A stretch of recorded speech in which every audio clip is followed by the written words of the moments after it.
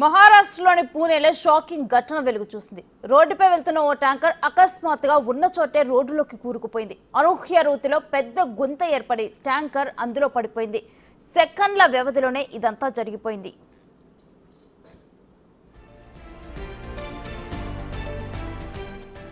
Pune municipal corporation సంస్థకు చెందిన water tanker కు ఈ పరిస్థితి ఎదురైంది. ఇందుకు సంబంధించిన దృశ్యం సీసీటీవీ ఫుటేజ్ లో రికార్డైంది.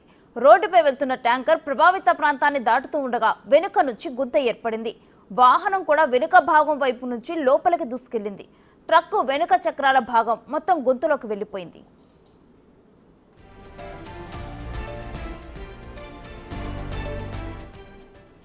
అదృష్టవశాత్తు ఈ ఘటనలో ఎవరూ గాయపడలేదని అధికారులు వెల్లడించారు.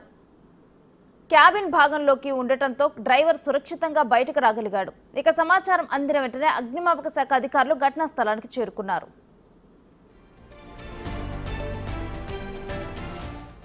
మరోవైపు మున్సిపల్ అధికారులు ఈ ఘటనపై విచారణ జరుపుతున్నారు. గుంత ఏర్పడటానికి కారణాలను అన్వేషిస్తున్నారు. ఇలాంటి ఘటనలు పునరావృతం కాకుండా తక్షణమే చర్యలు తీసుకోవాలని, రోడ్డు మరమ్మత్తు పనులను వెంటనే చేపట్టాలని స్థానికులు కోరుతున్నారు.